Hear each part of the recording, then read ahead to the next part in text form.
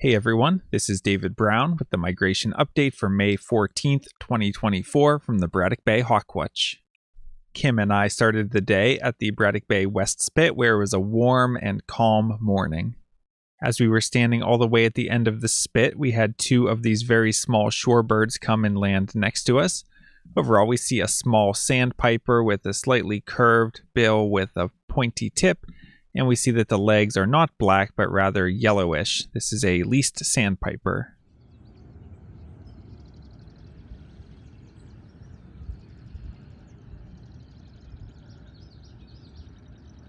Here's another look at a least sandpiper, and the most similar species that we would also be looking for this time of year is the semi-palmated sandpiper, but those would have black legs and a straighter, more blunt-tipped bill.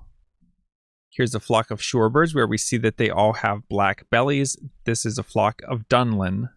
Sticking with the shorebirds, here we have a spotted sandpiper eating a nice breakfast. We had a pretty good variety of warblers this morning, including this stunning Blackburnian warbler. Here's a belted kingfisher that flew overhead, and this one is a male because it only has the blue breastband and does not have the brown one. Here we have a small hawk with a long tail and long wings with rounded wingtips. We see overall a very small head with a big eye, a very bug-eyed look, and a very squared-off tip to the tail. This is a sharp-shinned hawk. Here's a species that we've seen a handful of times over the past few weeks, and they'd almost feel commonplace if they weren't so stunning. We have woodpeckers with completely red heads and white underneath with a black back and some big white patches in the wings. These are red-headed woodpeckers. Here's another look at a red-headed woodpecker, and there were 3 of them total, and they were moving around between different trees as if they were checking out possible nesting holes, so it would be nice to see them stick around for the summer. Mom and Dad Canada Goose brought the babies around today, and I think they're just adorable. Here we have a large, lanky, black and white raptor over the bay. This is an osprey. We had a total of 80 species from the West Spit. Next, we headed over to the Hawk Watch platform, and we had pretty good conditions with a moderate southerly wind. It was sunny with a high, thin layer of clouds, and we ended up having a really good day for broad-winged hawks. These were really good conditions. Those conditions stayed that way for the first about an hour and a half, and then around 9:45, the lake breeze hit us very hard with a sudden switch to a northeast wind and falling temperatures. Here we have another juvenile sharp-shinned hawk, and notice that all the tail feathers are about the same length, and this one's tail is even a little bit notched looking. It didn't take long for the broad-winged hawks to take advantage of the good winds and sunshine. Here we have one of the few adults that are still migrating through. But most of today's big push of broad-winged hawks seem to be juveniles, such as this one. Notice the brown streaking on the underside. And we had another red-headed woodpecker that briefly landed in the tree before continuing on, so maybe this is one of our 3 friends from the West Spit. We had 47 species from Braddock Bay Park.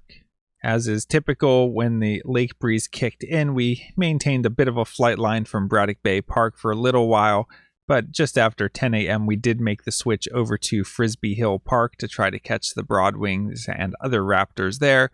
Overall, the rest of the day, it stayed mostly sunny, although there were clouds and rain moving in from the south, and the lake breeze stayed light to moderate. Sometimes it completely died off and then would pick back up again.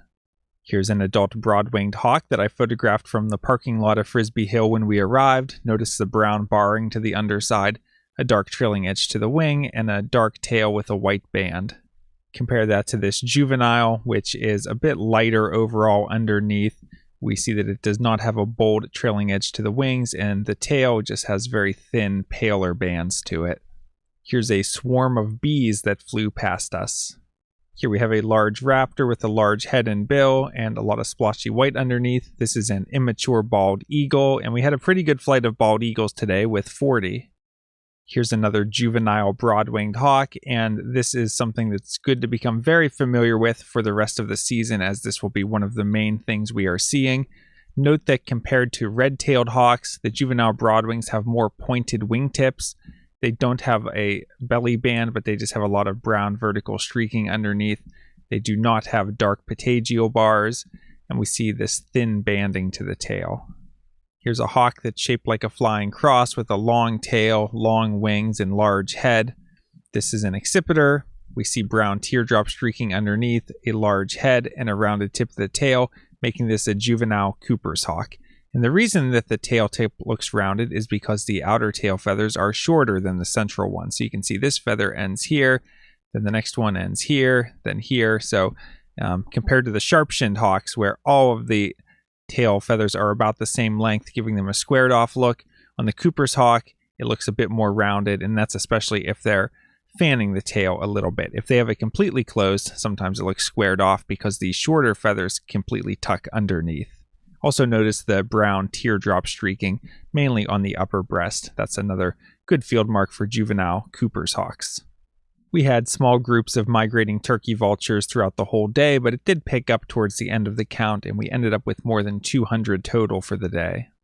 And this turkey vulture wandered too close to the cell phone tower where the osprey nest, so this osprey came to chase it away.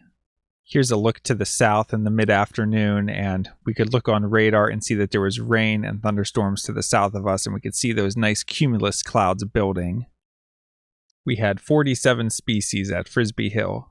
With that rain moving in at the end of the day, I was happy to leave the Hawk Watch a little bit early and get home to finish my things, but a few minutes after getting home, the text alert came out, and Kim rushed over to pick me up, and we headed over to Jacobs Road in Hamlin. But what do you think we saw there? It was this bird. This is a shrike, but this is not a northern shrike like we see here in the wintertime. Rather, this is a loggerhead shrike, a species that's more found in the southeastern U.S., although their range used to expand up as far north as here a few decades ago, but now they've really retreated, and it's quite the rarity to see one of these up here now. Compared to the northern shrike, you're mainly looking at a wider black mask to the face and a smaller bill.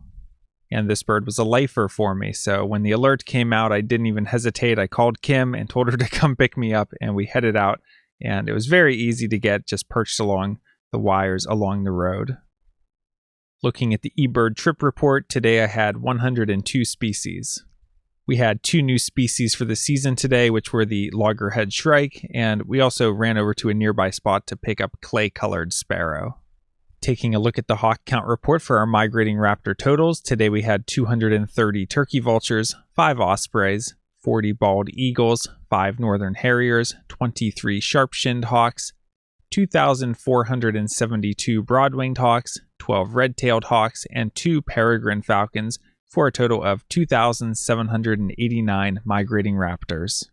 That brings the May total to 10,944 and the season total to 63,547. Taking a look at the forecast for tomorrow, it's going to be cloudy with a high around 60 and winds northeast at 10 to 15 miles per hour. That's an unfavorable wind direction and fairly strong, plus no sunshine to generate thermals. Would only expect light migration. For Thursday, it's looking cloudy early and then partly cloudy with a high around 65, winds north-northeast at 5 to 10 miles per hour. Would expect light to moderate migration, and we may have to move to Frisbee Hill. And for Friday, it's looking cloudy with occasional afternoon showers, warmer with a high in the low 70s, and winds southeast at 10 to 15 miles per hour. So anytime we have a southerly wind, that can be an interesting day. Southeast usually isn't as good as southwest, but it's a pretty good speed, and it could be an interesting day, so we'll keep an eye on that as we get closer. All right, another great day of birding. We had a really nice time out at the West Spit this morning with the beautiful weather and the really nice light, especially on those red-headed woodpeckers. Over for the Hawk Watch, we had kind of a surprisingly big flight. I had forecast it would only be light migration today, but I guess the juvenile broadwings were ready to go, and we held on to those south winds for a couple hours that got us a big flight at the platform, and then we were able to hold on to a flight line at Frisbee Hill, which really surprised me. So we ended up with really big numbers, although the views weren't the best. A lot of it was looking through the spotting scope inland from Frisbee Hill, counting distant flocks of broadwings, but really impressive number for the day. And it was a little bit uncomfortable up there baking in the sun, but overall we survived. And then the surprise of getting home and having the text alert come out about loggerhead shrike, getting to jump in the car. It was about a 20-minute drive over there, and Got to see some friends over there, and it was a really easy bird to get. So always fun to get a lifer. That's the second lifer I've gotten this year. The other one was a LeConte sparrow early in the year down in Delaware. Migration is looking strong again tonight, so I hope to see you out in the field or up on the platform sometime soon. From Lyco Birds, this is David Brown. Thanks for watching.